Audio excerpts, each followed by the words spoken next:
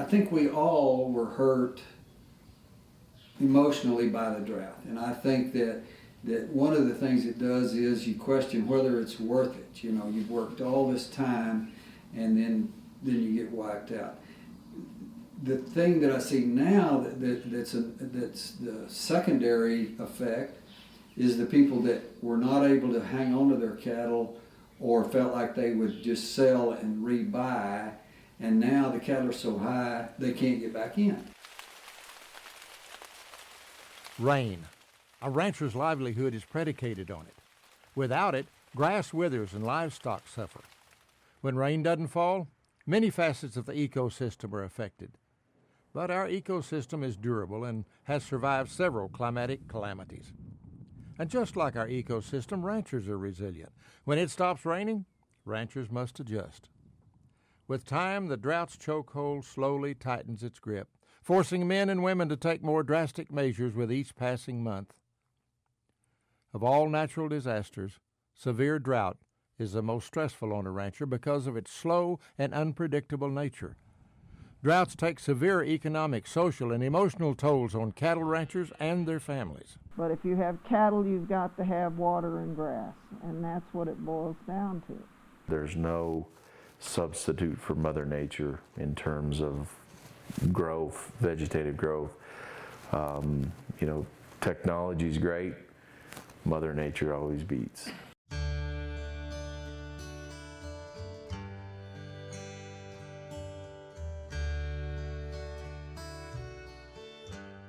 The first devastating drought to hit the modern ranching industry came in the 1930s.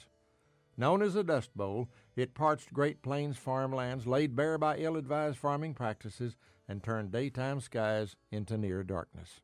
It obliterated the country. When you came through San Juan was nothing but just waves and mounds of blown dirt, black dirt. And the San Juan area, the Logan area, this whole panhandle country, go into Texas and into Oklahoma and all.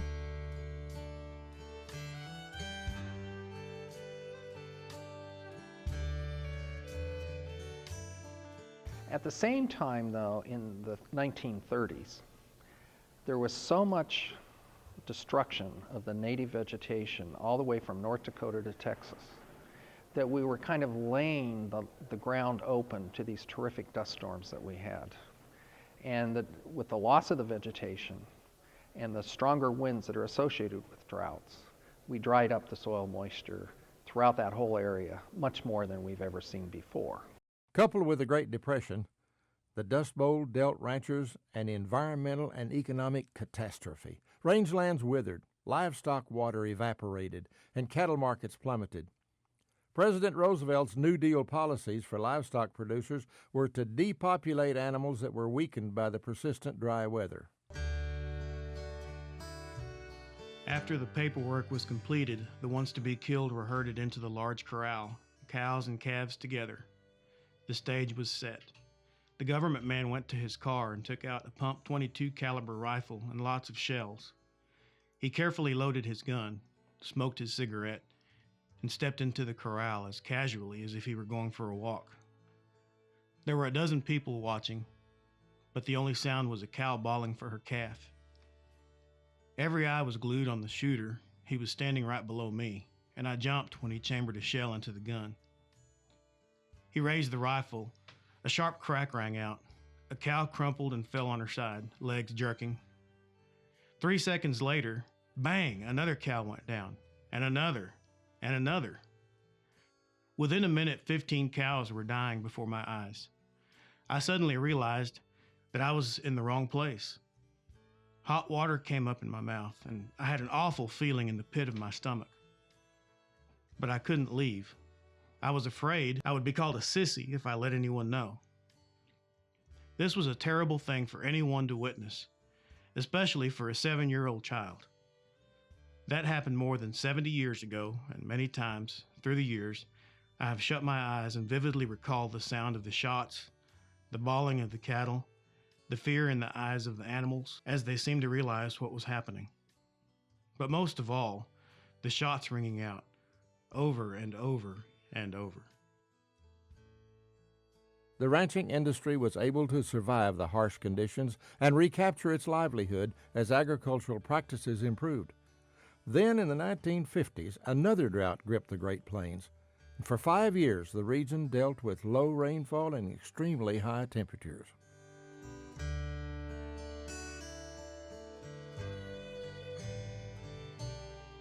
It's had a big effect on me personally, and I think it has on anybody that went through it.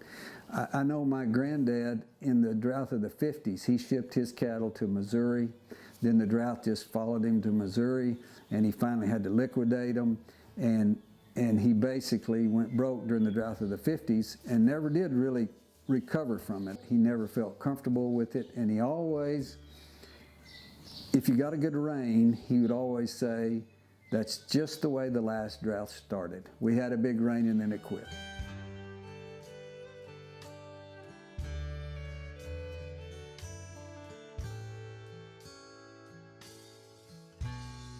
Since the mid-1990s, years of good rainfall were followed by longer and harder dry spells. In 2010, cattle producers in Texas and the Southwest once again found themselves facing another serious drought. Called El Nino by meteorologists, cooling waters in the equatorial Pacific Ocean normally provide the Southwest with enough rainfall. His counterpart, La Nina, typically means drought for the region. Ranchers, jaded by Mother Nature's give-and-take weather patterns, feared the worst. We got into the El Nino of 1997-98, and that El Nino became so strong that the low pressure in the Pacific approached the West Coast, cooled off all of the warm water that had been there ever since 1976, and bingo, we had ended that regime.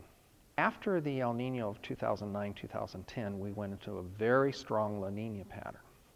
We saw some of the coldest sea surface temperatures on record from California to Baja towards Hawaii.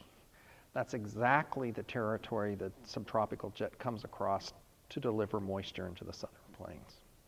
With that massive cooling that took place, as we got into 2011 with this area already denuded from the drought, and then the super cold waters, the two came together, and that's why the drought really peaked in 2011.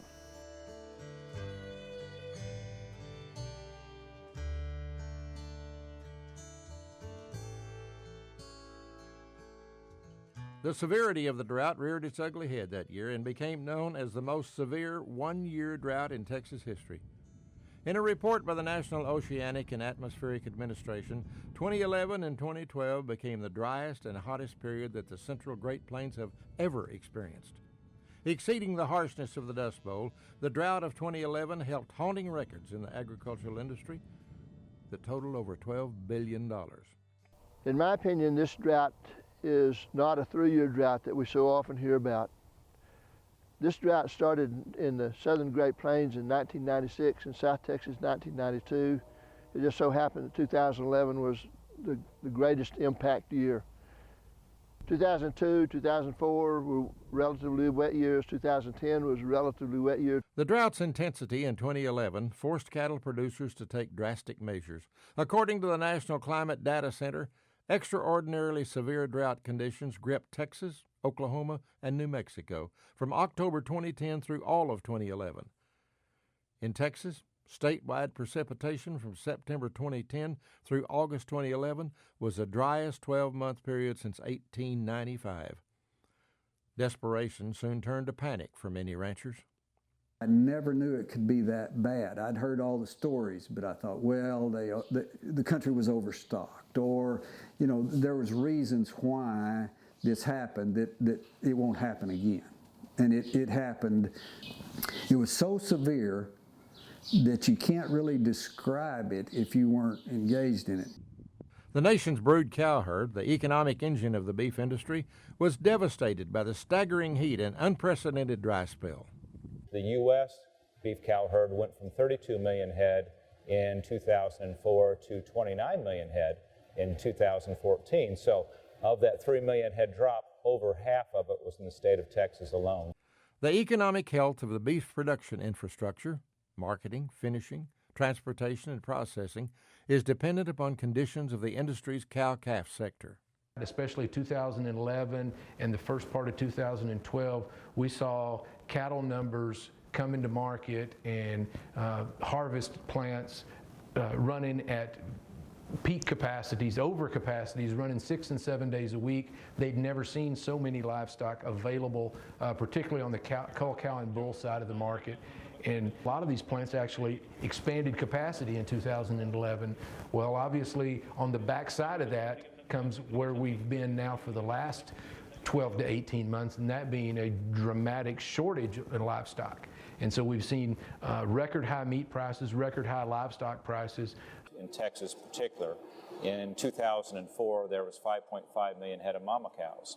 Well, that number declined by 2014, it was 3.9, so a drop of over 1.5 million head. Very dramatic. That's 30% drop in that 10-year period. The bulk of that drop occurred in 2011 and 2012. In each of those 2 years of severe drought, there's 500,000 beef cows were taken out of the herd. So, you can see that 2/3 of that drop occurred right at the heart of the drought. We had pretty high cull cow values. Cull cow values are pretty stout, so what you had is incentive, so to speak, to go ahead and liquidate. Instead of buying that 250 ton hay to keep the cow going an extra year, you went ahead and cashed her out, or she moved to another state, another region where they had better feed resources. So from that standpoint, the market, even though it was stronger as a trend, really almost worked to disadvantage from a liquidation standpoint. It gave the cowman a incentive, so to speak, to go ahead and merchandise those cows. You take 30% of your cow herd out in a 10 years period, and you do 20%, of the total herd in 2 years alone. So that kind of migration or that kind of liquidation has very rarely occurred from a historical standpoint. Ranch families who have invested years of blood, sweat, and tears watched the toils of their labor disappear when they were forced to ship hungry cattle to slaughter or to pastures where grazing was available. But these cows just didn't like Wyoming. They just didn't adjust. They looked terrible. Our calves weighed good, and we sold them at a big auction. And then the next year, we were going to leave them there for 3 years. The second year they had a drought, and they told us, you've got to take your cows back. It became a lot more than a financial consideration. It's like you have the welfare of all of these cattle is your responsibility. And when they'd come walking up to water and there was not a bite to eat and look at you, it was like, what are you going to do to take care of me? We started out at 2,500 head of cows, and we're down to 1,000 plus this 200 head that we were able to save last fall.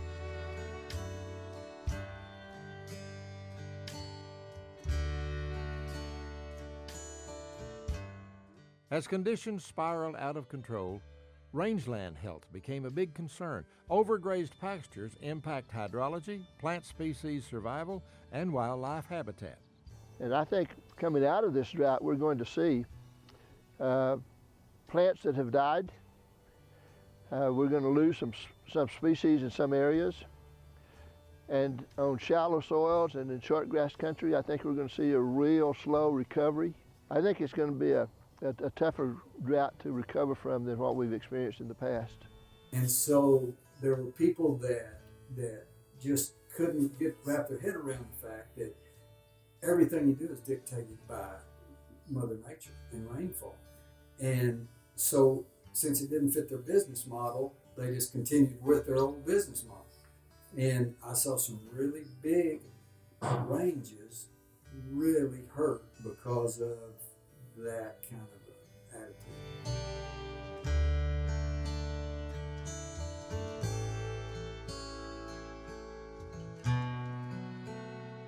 In August 2011, the Texas AgriLife Extension Service estimated Texas's direct agricultural losses from the year's drought at $5.2 billion.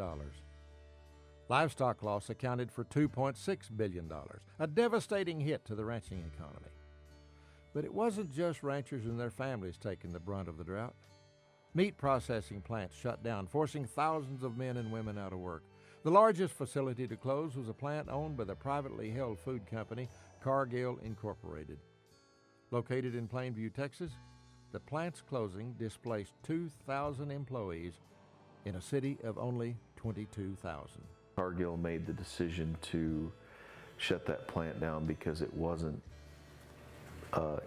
feasible for them to keep running it at reduced hours. They did everything in their power to try to keep that thing going for the city of Plainview and the Texas Panhandle. It was a losing battle for them just because A, the water, and B, mostly the head counts issue, not having enough to run efficiently. Everyone knew things were difficult, and to see a company the size of Cargill shutter a facility of that magnitude that arguably was the sort of the lead dog of their roster of packing plants. It was really their focal point of their company, and in North America at least. It was one of their most modern plants. It was one of their largest plants, and everything about it. And it was almost, I would almost liken that to General Motors declaring bankruptcy. To see a company like Cargill close down, just walk away from a plant the size of that facility in Plainview that had a capacity of 4,000 to 5,000 head of fed cattle every single day. So 20,000 head a week capacity taken offline instantly, and literally hundreds of employees, probably close to 2,000 employees left looking for work. If we talk about the non-fed or the cow plants, we've lost over the last 18 months about 4 packing plants there with about 6,000 to 7,000 head a day capacity. In the early 2000, 2003 time frame to 2013, 2014 time frame, we basically harvested about 3 million less cattle. Packers were having to go further and further to locate livestock and pay more and more for them, added freight costs to them, and we definitely lost some long-time excellent packing companies. San Angelo lost a packing plant that was processing 500 to 800 head a day. San Antonio lost a major packer that was processing closer to 1,000 head of cull cows and bulls a day, and that is a major impact on ranchers, especially within a region, to have that amount of packing capacity for their cull animals to just disappear overnight.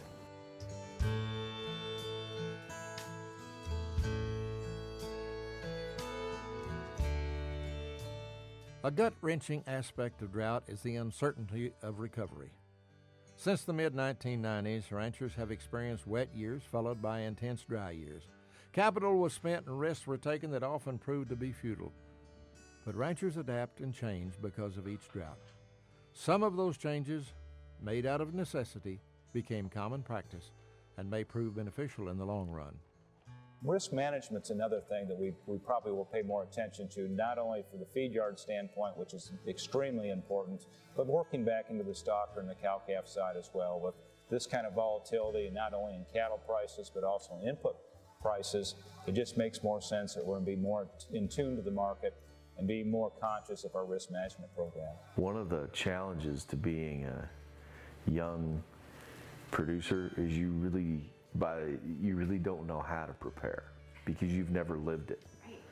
And you don't know, you hear what they say, but you don't know how you're going to adapt. And for me, you go to bed worrying about it, you wake up worrying about it, am I making the right decision, is it going to blow up in my face? So, again, that's a huge challenge for a younger guy, and hopefully I stayed open-minded enough and obviously came out on the other side. I think the best thing a guy can do is, call somebody who's been through it, somebody who's a generation ahead or 2 generations ahead, and get a good idea of the impacts. But history always repeats itself, so there's a lot of things that we can learn from folks who have been there.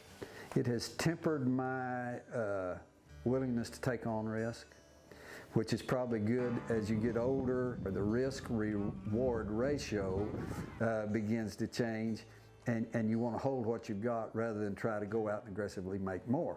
So age and drought have made me more risk averse than I used to be. Through hard times, hard lessons are learned and innovations are made, and I do think that when we come out at the other side of this, the surviving industry is going to be better for it.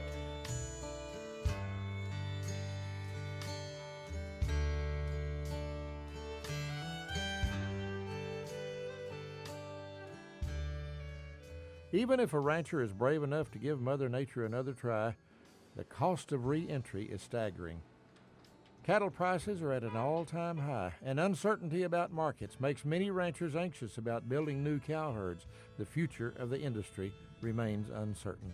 It's just as important, I've found, it's just as important to have an objective restocking plan as it was to have an objective destocking plan, because a lot of people, when it began to rain again, said, I'm going to wait for a little while, maybe these cows will get cheaper, and instead they got higher and higher, and the net result is that your cows that you sold for $700, you're now having to replace for $3,000. The average producer, cow producer, and generally speaking, most surveys would say they're rather old. Do they want to get back into the business at that age? You know, for our younger producers, again, it's capital requirement. It's really a limiting factor. There's always something tough. If it was easy, everybody would do it.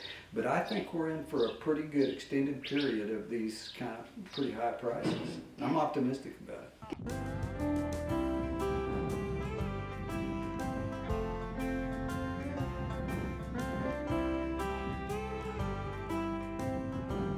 Optimism, something most ranchers must have to get through the inevitable dry years, and pride in the industry, the heritage, and the future. Optimism and pride will fuel the continuation of the industry and spur the development of new management techniques to hopefully make the next drought a little more bearable. I tell you, you don't stay in this business unless you're an optimist. I mean, I think you'd lose your mind if you didn't have a positive attitude about it. And it's the only thing we know. Maybe it's stupidity, I don't know, but it's the only thing. I'm a fourth generation, and my grandkids are sixth generation, so it's one of those things. I really couldn't put a real finger on it. It has helped me to have the next generation of my family be involved in it, because I like to see their enthusiasm, the fact that they don't feel overwhelmed by what happened. They've still got plenty of youthful enthusiasm and positive attitude, and that's been good.